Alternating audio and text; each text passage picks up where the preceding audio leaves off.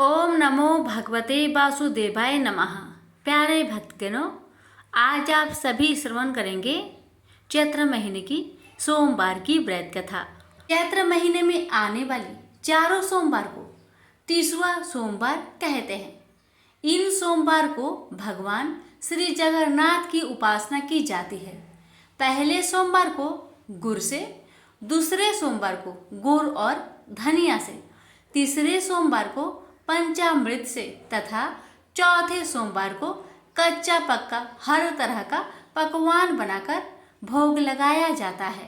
पर श्रद्धा के साथ व्रत रखने से सभी कष्टों से मुक्ति मिल जाती है। मान्यता है कि सुदामा ने सबसे पहले भगवान श्री जगन्नाथ का पूजन किया था। पूजने के लिए सुदामा जी जगन्नाथ धाम गए थे। रास्ते में कई पीड़ितों को अवशासन दिया कि भगवान श्री जगन्नाथ के दरबार में उनके सुख के लिए मन्नत मांगेंगे। बताया जाता है सुदामा की श्रद्धा देखकर भगवान जगन्नाथ पुरी के बाहर एक ब्राह्मण के भेष में खड़े हो गए।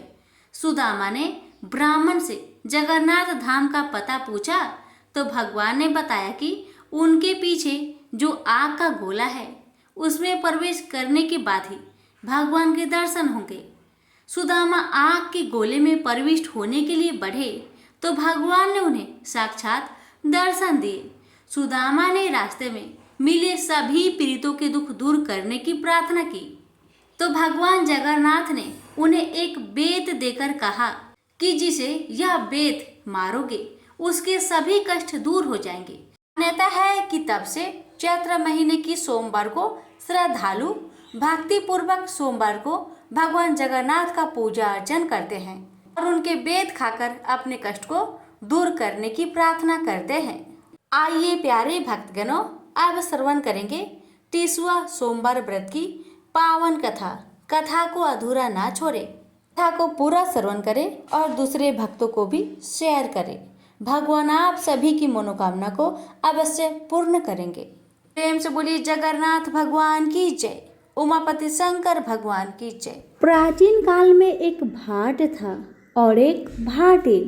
भाट बहुत गरीब था। उसका नाम था कुदरती। एक दिन भाटिल ने अपनी लड़की और दामाद को भोजन कराने की इच्छा प्रकट की।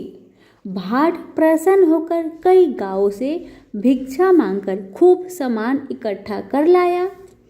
भाटिल ने बहुत बढ़िया भोजन बनाया।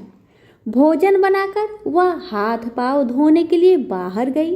भाट ने घर में जाकर देखा तो वहां एक बड़ी और एक छोटी केवल 2 ही रोटियां थी।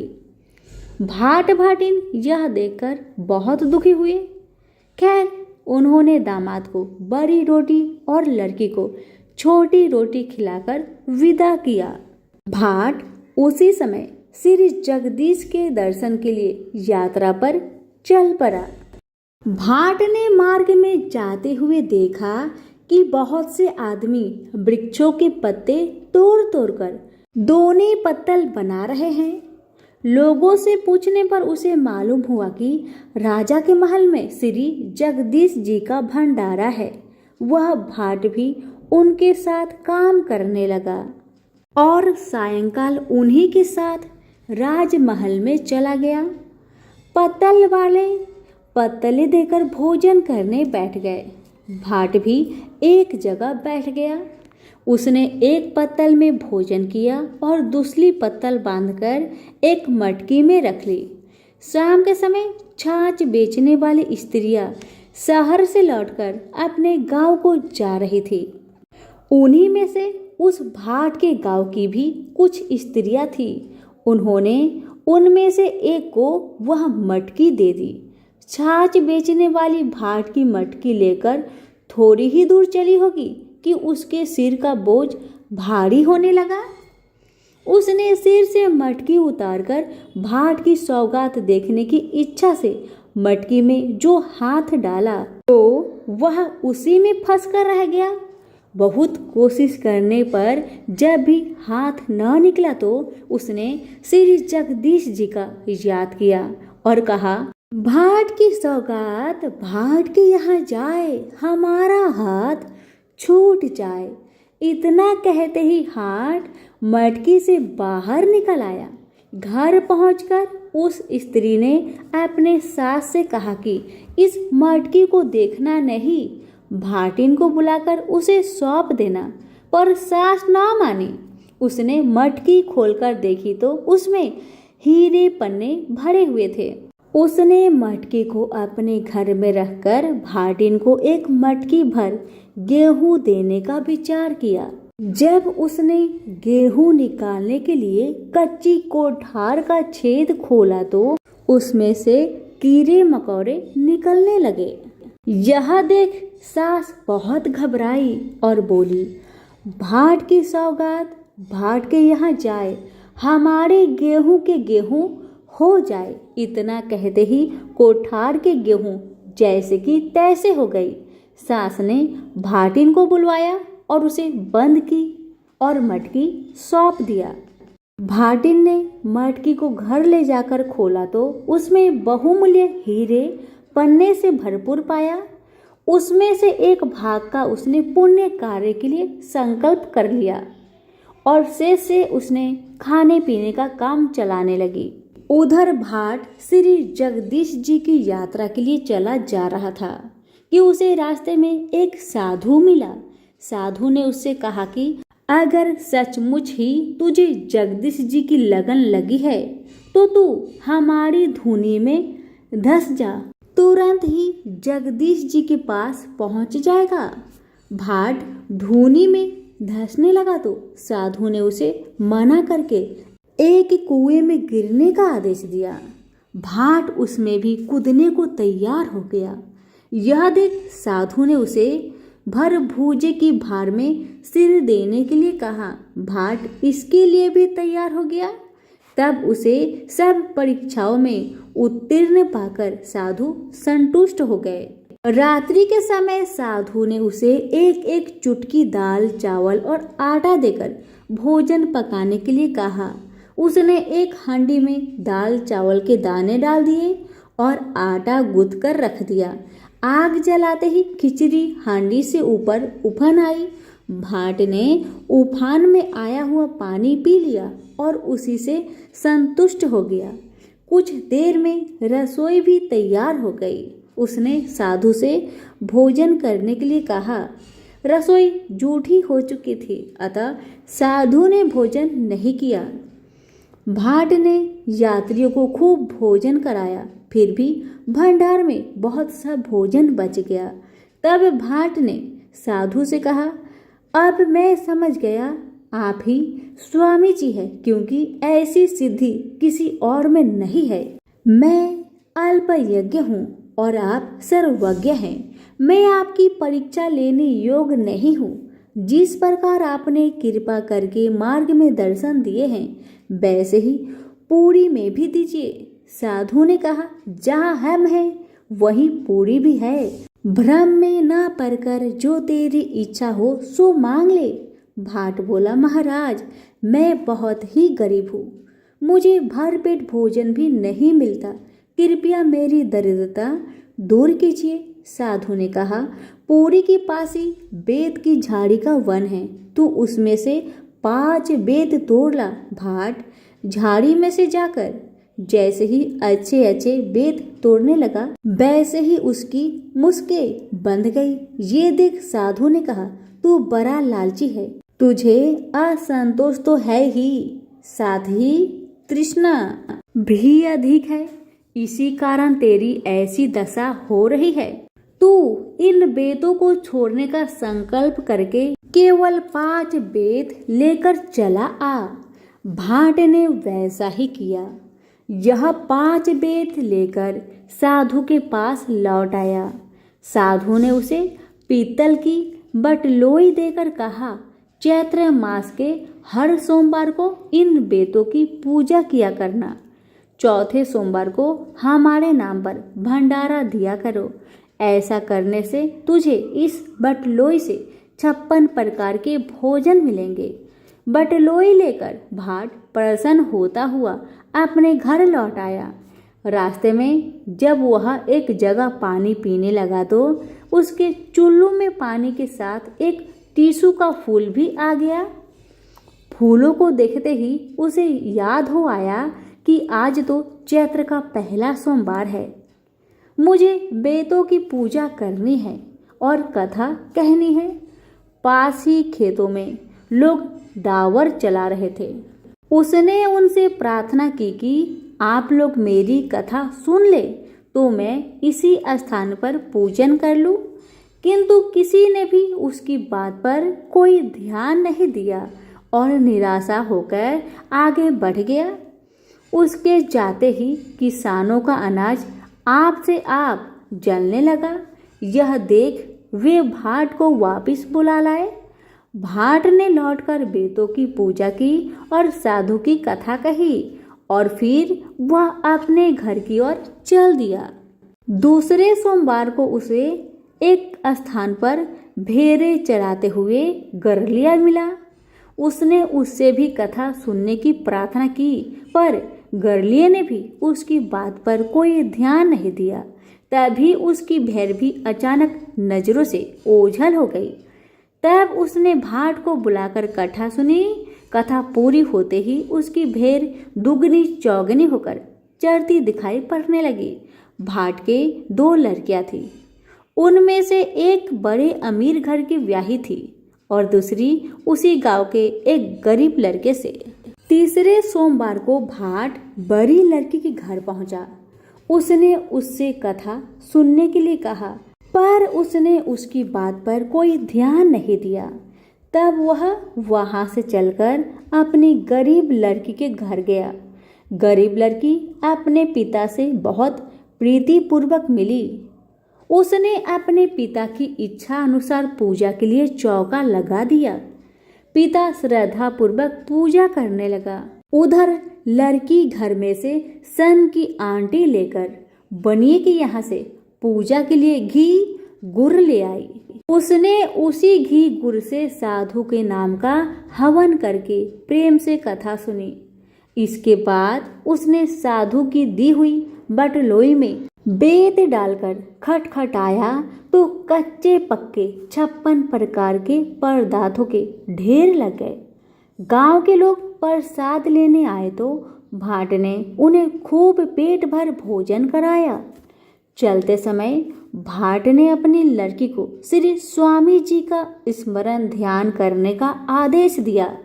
लड़की वैसा ही करने लगी तो उसके घर में धन धान्य नित्य प्रति बढ़ने लगा। उधर बड़ी लड़की दामाद की सब संपत्ति नष्ट हो गई। वहां से चलकर भाट अपने गांव के निकट पहुंचा तो वहां उसे विशेष चमत्कार दिखाई दिया। गांव के बाहर नए नए बाग बगीचे मंदिर तालाब आदि देखकर वह बहुत चकित हुआ। जिस दिन वह अपने घर पहुंचा उस दिन सोमवार था। उसने गांव भर के लोगों को निमंत्रण दिया और बेतों की पूजा करके बतलोई में बेट खटखटाया तो 56 प्रकार के पदार्थ के ढेर लग गए। गांव के छोटे बड़े सभी लोग उसके यहाँ भोजन करने आए और भोजन करके आनंदित होते हुए चले गए। बाद में उसने राजा के यहाँ भी प्रसाद पहुँचाया। राजा को अपने नाई से पहले ही भाट की बतलोई की करामत का हाल मालूम हो चुका था। राजा ने यह बात मंत्रियों से कही और यह भी बताया कि किसी युक्ति से भाट के पास से वह कारामाती बटलोई ले जाए। मंत्रियों ने सलाह दी कि राजकुमार को भाट के घर भेजना चाहिए। वह हट करके उससे बटलोई ले लेगा। यदि वह राजकुमार को बटलोई ना दे तो बलपूर्वक उससे बटलोई छीन ली जाएगी। दूसरे दिन कुछ सेवकों के साथ राजकुमार भाट के घर आया। जब उसने भाट से बटलोई मांगी तो उसने प्रसन्नता पूर्वक बटलोई राजकुमार को दे दी। बटलोई पाकर राजा भी हर्ष से फूले ना समाया और उसने तमाम नगर को भोजन करने की न्योता दे दिया। किंतु जब बटलोई में बेट डालकर खटखटाया तो उसमें से कुछ भी ना निकला। भोजन के लिए आए हुए लोग भूखे बैठे थे, भंडार में भी अनाज नहीं था। राजा ने क्रोध होकर भाट को पकड़ने के लिए सिपाही भेजे, पर वह तो पहले ही रफू चक्कर हो चुका था। कुदरती भाट घबराया हुआ श्री स्वामी जी की ओर भागता चला जा रहा था। भाट जब जगदीशपुरी के निकट पहुंचा तो श्री स्वामी जी ने उसे पुनः साक्षात दर्शन दिए। उसने स्वामी जी को साष्टांग प्रणाम कर बटलोई की घटना उन्हें सुना दी और अपने बड़े दामाद का समाचार भी बता दिया। स्वामी जी ने कहा कि घर लौटकर राजा रानी से अपनी बटलोई ले लो और अपने दामाद को कहानी सुना दो। जब वह घर पहुंचा तो राजा ने उसे बुलाकर उसका 12 आदर सत्कार किया और उसकी बटलोई उसे लौटा दी। उसने पुनः स्वामी जी की पूजा करके अपनी लड़की और दामाद को बुलाकर कथा सुनाई। इससे उनकी संपत्ति पहले की तरह ही हो गई। इस प्रकार कुदरती भाट की यात्रा के समय से ही तीसवा सोमवार की पूजा का प्रचलन हुआ। टीसू के फूल से सर्वप्रथम पूजन भी तभी से आरंभ हुआ है और इसलिए यह तीसवा सोमवार कहलाता है। प्रेम से बोलिए जगदीश भगवान की जय हो। इस कथा को चैत्र मास के सभी सोमवार के दिन अवश्य सुने। भगवान आपकी दुख तकलीफ की हरण अवश्य करेंगे। हे जगदीश महाराज, जैसे आपने भाट पर अपनी कृपा बरसाई, वैसे ही आपकी कहानी कहने वाले, सुनने वाले, हुक्कारे भरने वाले सभी पर अपनी कृपा बनाए रखे। फिर बोले जगदीश भगवान की जय हो। अब आप श्रवण करेंगे जगन्नाथ भगवान की बड़ी ही चमत्कारी कथा। इस कथा को श्रद्धा पूर्वक श्रवण करने से ही सभी मनोकामना पूर्ण हो जाते हैं। कथा का अनादर ना करें, कथा को पूरा सुने। कथा इस प्रकार है। एक समय रघुदास नाम के भगवान रामचंद्र के एक महान भक्त थे। वह पुरी में जगन्नाथ मंदिर के सिंह द्वार के पास एक बड़ी छतरी के नीचे रहते थे। एक बार जब वह भगवान जगन्नाथ के दर्शन करने गए तो उन्होंने जगन्नाथ की वेदी पर राम, लक्ष्मण और सीता को देखा। उस दिन से उन्हें विश्वास हो गया कि भगवान जगन्नाथ भगवान रामचंद्र से भिन्न नहीं है। एक बार रघु ने भगवान जगन्नाथ के लिए एक अच्छी माला तैयार की और पुजारी को भगवान को चढ़ाने के लिए दी, लेकिन पुजारी इसे चढ़ाना नहीं चाहता था क्योंकि रघु ने केले के पेड़ की छाल से बनी डोरी का इस्तेमाल किया था। उस समय जगन्नाथ के मंदिर में ऐसी चीज़ों का प्रयोग वर्जित था। रघु को बहुत दुख हुआ कि उनकी माला भगवान जगन्नाथ को नहीं चढ़ाई गई। वह बहुत उदास महसूस करते हुए मंदिर के बाहर चला गया। बाद में दिन में पुजारी शाम की आरती समाप्त कर रहा था। भगवान के शयन करने से पहले पुजारी उन्हें एक विशेष पोशाक पहनाते हैं जिसे बड़ा श्रृंगार वैसा कहा जाता है। भगवान को श्रृंगारित करने के बाद पुजारी ने उनके शरीर को फूलों से सजाना शुरू कर दिया, लेकिन उसे आश्चर्य हुआ कि उसने जो कुछ भी किया भगवान के शरीर पर एक भी फूल नहीं बचा। भगवान किसी भी फूल को स्वीकार नहीं करेंगे। सभी पुजारी यह सोचकर बहुत चिंतित हो गए कि अवश्य ही उन्होंने कोई अपराध किया है, लेकिन यह क्या हो सकता था। उन सभी ने निर्णय लिया कि यह समझने की कोशिश करने के लिए कि उन्होंने क्या अपराध किया है, वे सभी मंदिर में सोएंगे और तब तक उपवास करेंगे जब तक भगवान उनके सपने में आकर उनके अपराध के बारे में सूचित नहीं कर देते। निश्चित रूप से उसी रात भगवान जगन्नाथ मुख्य पुजारी के सामने आए और उनसे कहा, मेरे भक्त रघुदास मेरे लिए एक फूल का माला लाए थे। उन्होंने इसे बहुत प्यार और भक्ति के साथ तैयार किया। आपने बाहरी विशेषता देखी, माला को उन्होंने मुझे देने से मना कर दिया। आप देख नहीं सकते कि उन्होंने कितनी अच्छी माला तैयार की है। उन्होंने इसे प्रेम और भक्ति से पिरोया। अब मेरा भक्त मेरी सेवा से वंचित होकर अपने घर में माला रखकर पड़ा हुआ है, उसके सामने माला पहनाओ। उसने कुछ भी नहीं खाया है और लगातार रो रहा है। वह अभी तक सोया नहीं है। जब तक मेरे भक्त की इच्छा पूरी नहीं हो जाती, मैं आपसे कोई माला कैसे स्वीकार कर सकता हूँ और कैसे मैं शांति से सो सकता हूँ। तुरंत प्रधान पुजारी जाग गया और उसने अन्य पुजारियों को सारी बात बताई। तब वे सभी रघुदास के पास गए और अपना अपराध समझाया और उनसे अपनी माला भगवान जगन्नाथ को देने के लिए कहा। यह सुनकर रघुदास बहुत प्रसन्न हुए कि भगवान इतने दयालु हैं कि वे स्वयं उनकी माला स्वीकार करने की प्रतीक्षा कर रहे हैं। रघुदास परम आनंद में थे। एक बार रघुदास बहुत गंभीर रोग से पीड़ित हो गए। उनकी तबीयत इतनी खराब हो गई कि वह बिस्तर से उठ भी नहीं पा रहे थे। उन्हें अपने बिस्तर में ही मल त्याग करना पड़ा। बदबू बहुत बुरी थी। रघुदास बहुत बीमार होने के कारण खुद की मदद करने में असमर्थ होकर बेहोश हो गए। एक छोटा लड़का रघुदास की सेवा के लिए आ रहा था। उन्होंने उसके शरीर को साफ किया और चंदन लगाया और गंध को दूर करने और कमरे को शुद्ध करने के लिए अच्छी सुगंधित चीजें पेश की। जब रघु को होश आया तो उन्होंने पाया कि वह लड़का स्वयं भगवान जगन्नाथ थे। रघु ने भगवान जगन्नाथ से कहा, मेरे प्रिय भगवान, आप यहाँ क्या कर रहे हैं? मेरी यह निम्न सेवा करके आप मुझे अपराधी बना रहे हैं। मैं आपसे सेवा प्राप्त करके और अधिक पापी बन रहा हूँ।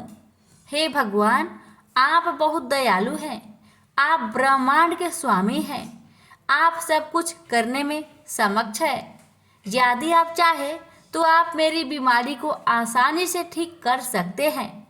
मुझे ठीक करने के बजाय आप मेरी यह निम्न सेवा क्यों कर रहे हैं? भगवान ने उत्तर दिया, हाँ, मैं तुम्हें आसानी से ठीक कर सकता हूँ, लेकिन मैं चाहता हूँ कि तुम अपने सभी प्रबंध कर्मों से मुक्त हो जाओ, ताकि तुम इस जीवन के अंत में मेरे निवास पर वापस जाओ। तुम्हें ये भी जानना चाहिए कि जैसे कि मेरे भक्तों को मिलता है, मेरी सेवा करने से सुख मिलता है, मुझे भी अपने भक्तों की सेवा करने से सुख मिलता है।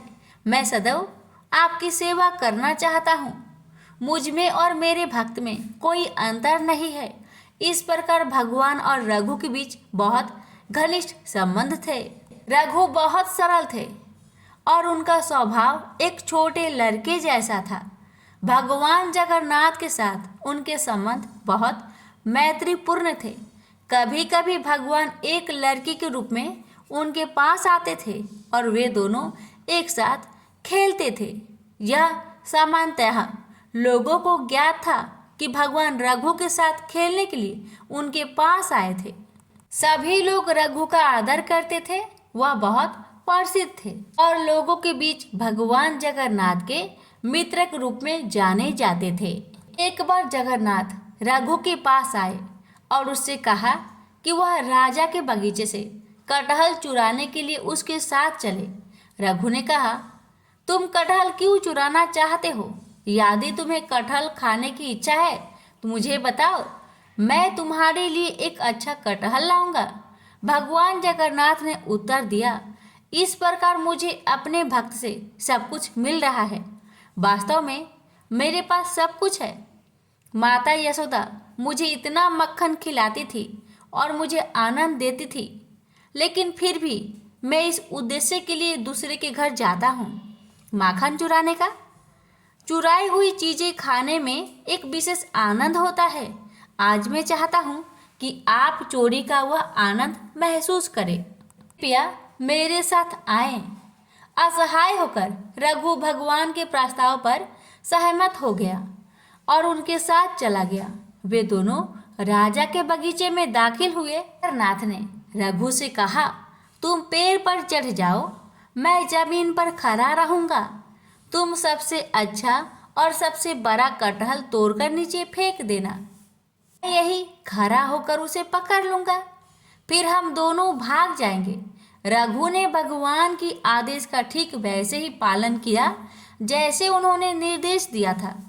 वह कटहल के पेड़ पर चढ़ गया और सबसे अच्छे और बड़े कटहल को ढूंढ निकाला, उसे तोड़ लिया। जगन्नाथ, उसने पुकारा, क्या आप तैयार हैं? जगन्नाथ ने उत्तर दिया, हाँ मैं तैयार हूँ, फेंक दो। रघु ने कटहल नीचे फेंक दिया, यह उम्मीद करते हुए कि जगन्नाथ उसे पकड़ लेंगे। लेकिन जगन्नाथ कहाँ थे? वह भाग गए थे। कटहल को पकड़ने वाला कोई नहीं था। वह बड़ी आवाज करते हुए जमीन पर गिरा और फट गया। जब राजा के माली ने आवाज सुनी तो वह समझ गया कि कोई कटहल चुराने के लिए बगीचे में घुसा है। वह तुरंत मौके पर भागा और देखा कि बड़ा कटहल जमीन पर खुला पड़ा था। फिर भी उसने आसपास किसी को नहीं देखा। जब उसने ऊपर देखा तो उसे रघुदास पेड़ पर बैठे दिखे। माली तुरंत राजा के पास गया और उसे बताया कि रघुदास उसके बगीचे से कटहल चुरा रहा था। वह अभी भी वही पेड़ की चोटी पर बैठा है। उसने उत्साहपूर्वक राजा से कहा। राजा को विश्वास नहीं हो रहा था कि रघु कटहल चुराने के लिए उसके बगीचे में घुसा था। इसलिए राजा ने अपने मंत्रियों को इकट्ठा किया और उस स्थान पर गए जहां माली ने संकेत किया था। वह रघुदास को पेड़ पर बैठे और कटहल को जमीन पर पड़ा देखकर आश्चर्यचकित रह गया। राजा के अनुरोध पर रघु पेड़ से नीचे उतर आया। राजा ने रघु से पूछा, मेरे प्रिय प्रभु, यदि तुम कटहल खाना चाहते थे तो आधी रात को मेरे बगीचे में आकर पेड़ पर चढ़ने की परेशानी क्यों उठा रहे हो? तुम मुझे बता सकते थे, मैं कर सकता था। कटहल उठाया और तुम्हारे घर भेज दिया। रघु ने राजा को पूरी कहानी बताई कि कैसे भगवान जगन्नाथ ने उसे धोखा दिया था। भगवान की लीला सुनकर सभी को आनंद आ गया और सभी हंस पड़े। उन्होंने रघु की महानता की प्रशंसा की। इस प्रकार मित्रता की मुद्रा में रघु भगवान जगन्नाथ के साथ लीलाएं करते। एक भक्त ने भगवान जगन्नाथ के साथ रघुदास की एक लीला का प्रदर्शनी वर्णन किया। एक बार रथ यात्रा के दौरान भगवान ने रथ पर स्थान ग्रहण किया था। राजा द्वारा सड़क साफ करने के बाद रथ चलने के लिए सब कुछ तैयार था। हजारों लोगों ने रस्सी खींची लेकिन रथ आगे नहीं बढ़ा। स्थिति को देखते हुए ब्रिटिश साहेबा ने रथ को खींचने के लिए एक शक्तिशाली हाथी की व्यवस्था की, फिर भी रथ नहीं हिलेगा। साहेबा ने रघुदास से कहा, रघुदास जी, यह कैसे भगवान है? मैंने हाथियों को लगा रखा है, फिर भी यह रथ नहीं चलेगा। यह सुनकर रघु रथ पर चढ़ गए और भगवान जगन्नाथ के निकट गए। उसने प्रभु के कान में कहा, तुरंत रथ चलने लगा। यह देखकर साहेबा आश्चर्यचकित रह गए। उन्होंने रघुदास से कहा, आप पूर्ण हैं और आपके भगवान भी पूर्ण हैं। रघुदास जहाँ भी रहते थे, प्रसाद से भरा बर्तन किसी के भी लेने के लिए बाहर छोड़ देते थे। वह उसी बर्तन से प्रसाद लेता था जिसे पशु पंछी लेते थे। यह उनका अद्भुत स्वभाव था। वह भगवान जगन्नाथ को बहुत प्रिय थे। राम सिंघारी वर्तमान समय में उपासकों के समाज में सबसे विद्वान व्यक्तित्वों में से एक माने जाते थे। उनके पास कोई शैक्षणिक डिग्री या डिप्लोमा नहीं था, लेकिन उन्हें भारत के प्राचीन महाकाव्यों का गहन ज्ञान था। भारत के विभिन्न हिस्सों से आने वाले कई लोग उन्हें अपने आध्यात्मिक मार्गदर्शक के रूप में मानते थे। उन्होंने केवल महाप्रसाद खाया जो भगवान जगन्नाथ को चढ़ाए जाने वाला चावल का भोग है। एक दिन किसी कारणवश उसके बेटे उसे मंदिर से नहीं लाए। हालांकि उसने पूरे दिन कुछ भी नहीं खाया था, फिर भी उसने कभी अपनी भूख प्रकट नहीं की। केवल उसकी पत्नी को पता था, जब वह उदास लग रही थी, सिंघारी ने उसे सत्वना दी। वह देगा, वह भेजेगा, लेकिन आधी रात को कौन देगा? सब सो गए, उसकी पत्नी भी। कुछ देर बाद दरवाजे पर हल्की सी दस्तक हुई। दरवाजा खुलने पर बूढ़े व्यक्ति को एक केले का पत्ता मिला, जिसमें 7 प्रकार के मंदिर के केक थे। कोई नहीं था। अगली सुबह जब उसने यह घटना बताई तो किसी ने उस पर विश्वास नहीं किया। पूरे दिन भगवान जगन्नाथ का यह चमत्कार लोगों के मन में छाया रहा। अगली रात सिंघारी को सपने में आवाज आई, क्या तुमने वह सब कुछ खा लिया जो दिया गया था? प्रेम से बोलिए जगन्नाथ भगवान की जय। कथा को लाइक शेयर करना ना भूलिए। भगवान आप सभी की मनोकामना को पूर्ण करेंगे।